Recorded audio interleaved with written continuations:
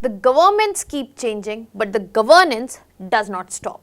And for this, you have to give the credit to civil services. And this is the day that this credit is celebrated across the country in form of Civil Services Day. Hello everyone, welcome to Vajiram and Ravi's Flash News. My name is Shubhangi Singh and today we are going to look into the historical background of Civil Services Day, how this emerged into the picture, what is the importance, and most importantly, who brought civil services to India. So let us begin with understanding that what exactly is Civil Services Day. So when we talk about Civil Services Day, it is celebrated on 21st of April, and this celebration, this commemoration started in 2006. Before that, there was no specific day that was celebrated in this very name. So this began in 2006. Now, when we are talking about civil services, you have to understand that this is not just a ceremonial event, rather this is a reflection point for governance. So, when we are talking about civil services or civil servants, who are civil servants? So, when we are talking about civil services, civil servants, who are they? Indian Administrative Service responsible for policy implementation, IPS, Indian Police Services responsible for law and order, Indian Forest Service responsible for environment and forest. These are the part of executive that remains intact, because the political executive might change with elections, but this framework, the civil services framework, is the permanent executive that keeps the country running. And that is why this day has been chosen to celebrate and promote not just good governance, encourage the administrative excellence which can not only strengthen this framework but also deliver for the betterment of the country. And most importantly, when we are talking about these public officers, it is very important to reaffirm their commitment to public service, otherwise this framework is next to nothing. So, in order to bring this purpose, reinstate this purpose, Civil Services Day is celebrated. Now, a very important thing that you must know, and when we are talking about it factually, that why specifically 21st April has been picked up. Now, for this we have to move back to the time of when we were about to get independence, 21st April of 1947. Now, this was the first time that Sardar Vallabhbhai Patel was addressing the probationers, civil servants, and this was the time when he addressed that this will be the steel frame of India which will keep this intact. And this day was particularly picked up to ensure that the ethical foundation of bureaucracy is established. This was done on this very day. And this was also very important because Sardar Vallabhbhai Patel highlighted that how it is very important to maintain neutrality as well as integrity in the civil services. If we look at the given lines here, he is the one to highlight that the civil servants have to keep foremost in their consideration that how best they can contribute to well-being of the country, towards well-being of India. So, the whole setup of this framework, the idea when we are talking neutrality, the public service, the integrity that comes with this framework was talked about on this very day itself. And that's why rightly celebrated as Civil Services Day. And when we are talking about the present time, it also has a very continuing relevance because this reinforces accountability in the present time. It reinforces the primacy of the public services and also the citizen-centric governance that the government is talking about. Now, before we move towards more of the historical background related to civil services, first let us talk about Civil Services Day 2026, which is being celebrated today, and the theme that has been picked up is on the lines of Viksit Bharat, this time citizen-centric governance and development at the last mile. So, in recent years, we have seen the theme of Civil Services Day in and around Viksit Bharat, focusing towards the goal of Viksit Bharat by 2047.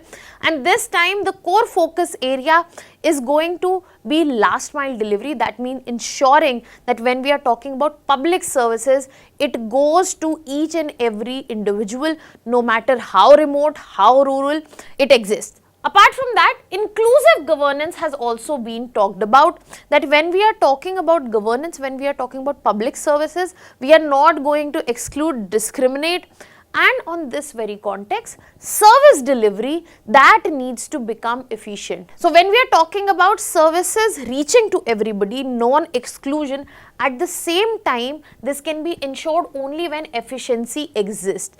That is why in this particular theme itself, when we are talking about schemes such as direct benefit transfers and subsidy transfers, they have been taken in consideration. Now, this is where we also get to understand the shift that has happened in governance from just input based governance to understanding the outcome, measuring the outcome and working on that governance. So, this is also a transition that you can clearly understand. Initially, it was that the executive decides and we see the result. But now the first thing is done, that result is seen previously, then executive understands and then they work towards new result. So as of now, the approach is towards result. The approach is towards ensuring that these focus areas are delivered and especially citizens are at the prime consideration when the approach is being decided. The holistic, as I mentioned, the policy linkage is towards Viksit Bharat by 2047. Now this is where we go towards the historical background again, because when we are talking about civil services specifically, we need to understand that who brought this to our country, how this was introduced. So when we look at the evolution of civil services, a very important name that comes is Charles Cornwallis.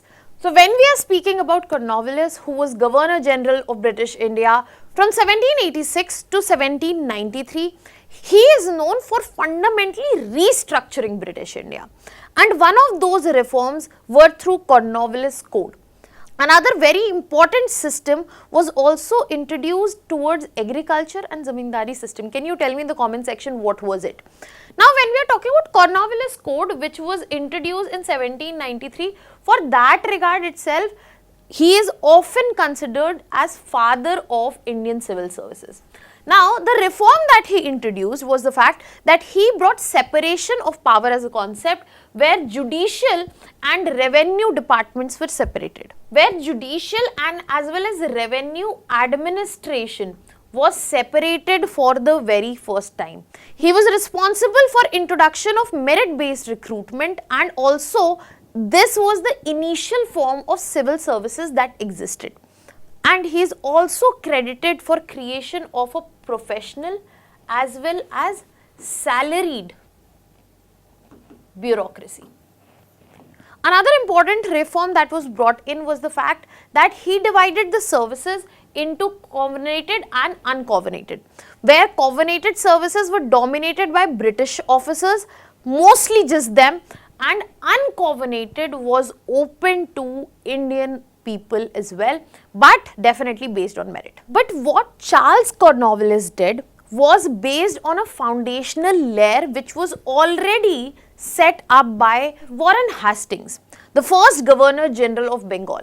He was responsible for initiating district administration and revenue system reforms, but the major limitation which was present here, that there was no structured bureaucracy. That structure was brought in by Charles Cornwallis. But when we are looking at Cornwallis as the structural father, there is a very important due credit that needs to be given to Sardar Vallabhbhai Patel as well, because he is the one who was the ideological and most importantly modern architect, especially for independent India when we are talking about civil services. He is also known as the patron saint of Indian civil services. He was responsible for not only bringing India together but also strengthening the Indian administrative services as well as police services, and he was the one who talked about, who was the one who nurtured this initial framework of the civil services in our country. He was not only instrumental in creation of IAS and IPS, but he was the one who ensured the continuity of Indian civil services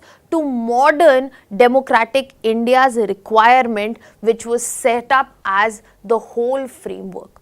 Furthermore, he was the defender of civil services, which is a very critical contribution here, because a lot of leaders back then wanted the abolishment, total dismantling of this system, because it represented colonial bureaucracy. But it was Sardar Vallabhbhai Patel who strongly opposed this and argued that we need civil services if we want stability, if we want national unity, and if at all Sardar Vallabhbhai Patel was not present in the picture, the framework present in front of us would not have been present. And furthermore, when we talk about the ideas again and again of neutrality, because he was the one to pitch the idea that governments will change, but bureaucracy remains the backbone of the governance. They would have to ensure neutrality, not be associated with any political party, and ensure the continuity of the country, because that would only ensure the survival of this system across the political changes. He was the one who talked about non-partisan, merit-based and also professional bureaucracy. So the whole idea of loyalty to constitution of the civil services and not political party was brought in by him. So I hope we have a fair clarity and understanding that how civil services came into the picture. So when we look at the whole timeline when the Indian civil services was found back in 1858, and then when the modern renovation took place, and then we had Indian Administrative Services and IPS come into the picture in 1947, and now to the date when we are standing in 2026, and when we talk about civil services, it is not just IAS, IPS, but Indian Forest Services, Indian Foreign Services, and a lot more that includes that. And this shows the fact that how the responsibility of the governance and also this country has been shouldered by them. And then in this regards only, it is very important to also understand that what a huge and important role civil services play in our country. It is not merely about policy implementation, because when executive decides to implement the laws, bring them into action, it is not the only executive which is sitting in form of the government, but on the real ground, that is the permanent executive, and gets the work done of the laws. After that, the administrative continuity. If the political party is changing, the government is changing, it is the civil servants and the civil services which ensure the stability across the government. They are responsible for development. That means when we are talking about health, education, infrastructure, and all the schemes about it, the implementation comes through them. Law and order, be it internal security, be it law and order of daily life or disaster management, they are the ones who are responsible. And another important contribution comes in form of advisory roles, where we see these civil servants be very closely associated to policy making, who are responsible for creating these policies which bring in the change in our country.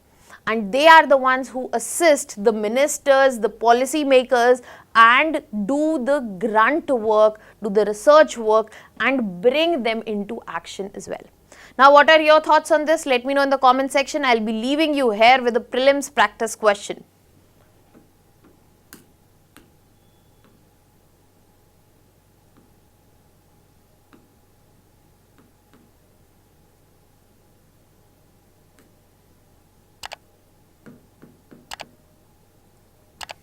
This is the question for the day. Let me know the answer in the comment section. That was all from my side. Thank you so much.